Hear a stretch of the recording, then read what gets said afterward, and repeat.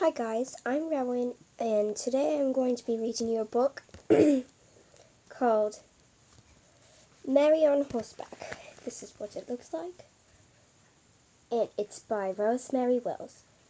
It's a biography about a girl named Mary Breckenridge, and she was a nurse in the Appalachian Mountains in Kentucky. It has 3 mountain stories, and they are all true. I'm going to read the first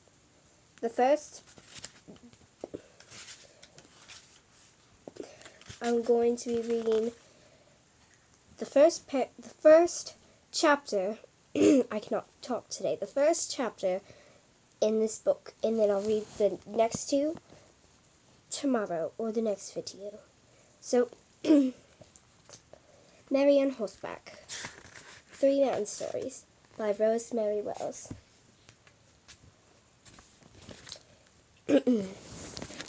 Kentucky, 1923. In 1923, American drive cars, talk on the telephone, use electronic toasters. Planes fly overhead, and people dance to jazz on the radio. But in the Appalachian Mountains of Kentucky, the 20th century has not started. People live in tiny cabins without running water. They travel by mule on winding tracks and secret mountain pathways. They eke out hard scrabbling livings by farming a little and hunting a little and moonshining, which is against the law. There are no radios. In the evening, fiddle music sings through the trees. The Kentucky mountains are rich with devil's paint brush and redbud. Before sunrise, the valleys fill with clouds. After dark, the hollows echo with a chorus of midnight creatures. But beyond the wild flowers and the sound of the fiddle music, there is much suffering. On a mountainside, a little girl in a one-room cabin has third-degree burns from tending her mother's cooking fire. There's no hospital for over 18 miles and no car to take her, or even no road to drive on. In another valley, a mother has just died giving birth to a stillborn baby. She leaves 6 other children. A nurse midwife could have saved the mother and the baby, but there was no nurses here. No nurses in sight. Over the river, a boy of 6 was awakened by a fever of 105 degrees. Inoculation will save his life, but there's no doctor to give him an inoculation. No doctor at all. Instead, his father has gone to fetch the granny woman, who will treat him with blackened pennies and leeches. On a summer morning in 1923, a woman comes riding in these mountains. Her name is Mary Breckenridge. She's a nurse. She will spend months here, treating fevers and binding wounds whenever she can. She will listen to the people. They tell her their troubles in an old-fashioned English, much like the language the ancestors spoke in Scotland 200 years before. In her is a fierce will.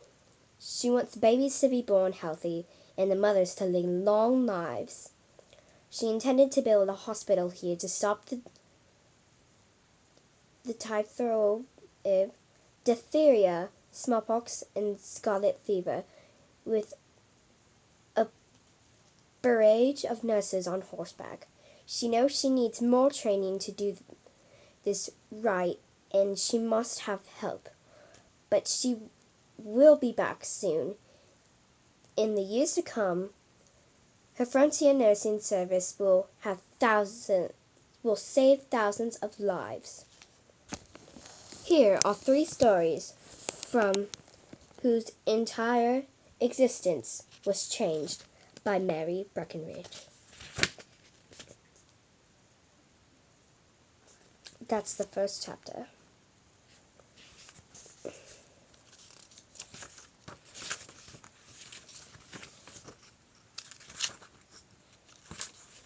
I'll read parts of the second chapter, or I might read it all.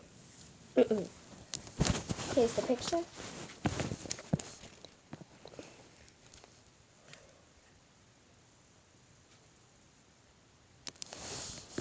It's called Mountain Medicine. When Mama sees 4 men carrying Pa home with his leg crushed, she screams. The men try to make Mama sit down. One of them tells me there's a horse doctor with a bone saw down in Krypton. We'll send him up to take his leg off. Mama makes me fetch Betty, the Grandy woman who takes care of our mountain people. Betty is over 100 years old, but she can still rip the bark off of a whole willow tree. She boils the willow bark until it softens like colored greens. She cools it and packs it over Pa's leg. Then she puts an axe blade up under the bed to cut the fever. She leaves Ma a folded paper of easing powder and goes away down the hollow to somebody else. The easing powder doesn't do a speck of good. So Mama gives Pa drops of tepertrine against blood poisoning and sips the white lightning against the pain. They're going to take his leg off, John, Mama tells me. Pa is never going to work again. He will have only those dimes. We have only those dimes in the mason jar. If Pa can't work, we will have to move in with Ma's sister Sally and Jim Cock. I'll have to sleep 3 to a bed with my big cousin Judah Cock and the baby. Supper time means eating their leftovers. Wait until the doctors come, I say. Wait until he comes. But both of us know the doctor got his license by sending away $5 and a matchbook cover. We wait the night in a day, and another night in a day, then I hear someone. A horse coming up Beach Fork making its rushing noise in the deep gravel along the water's edge.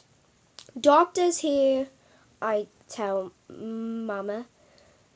But it isn't the doctor at all. It is a lady. She rides up in the steep riverbank, surfed front, moon white against our blue mountains evening. When she comes to our door, a line of bats skim over her head, but she doesn't pay them any mind. So I know she isn't a Mindsy City lady. Right off, she asks me my name. I tell her it is John Hawkins. Well, my name is Mary Breckenridge, and I'm a nurse, she says back. Her voice is softness to it. She takes off her jacket and hangs it on a towel hook. Then she goes to Pa. Shivers of bone show through Pa's legs. I can't look longer than an eye blink. How did this happen, she asked, but Mama couldn't answer. I need you to help me, Mary tells my ma. We're going to try to save his leg. We had to clean it up and splint it. Then in the morning we'll get him down to the mountain in a hospital. I run to the cool darkness of the moonshine to tend Mary's horse. That way I don't have to hear my pa cry out or smell those nasty smells from the inside of Mary's saddlebags. But I can't keep away. I go back and peek in the window of the cabin. Mary's holding a needle up to the light of the oil lamp. The silvery gleam of the point gives me the all-overs. She jabs it into a rubber-linted bottle, then sprang into Pa's arm. I fall away from the window, sick as if I had soap spuds in my belly. Bats circled me like swimming black handkerchiefs. I breathe in the smell of horse sweat and young corn until I get steady. When I get back into the cabin, my mama and my pa are both asleep. On the table, I see Mary's saddlebag stuffed with evil-looking scissors and bottles. You got your eye on that needle, haven't you, John?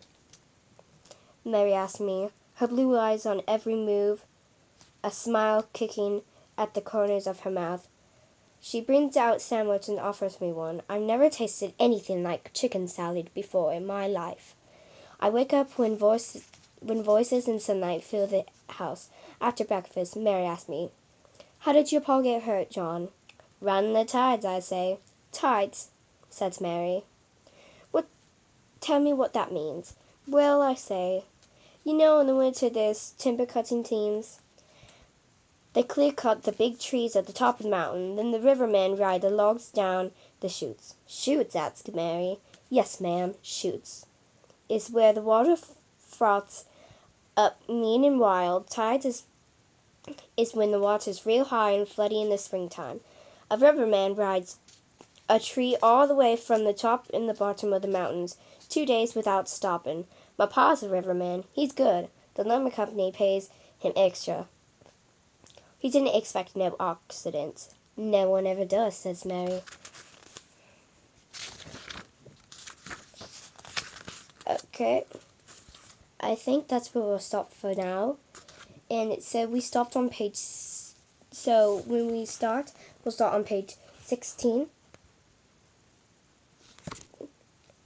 From Up the Mountain, Jim Cock and his brother.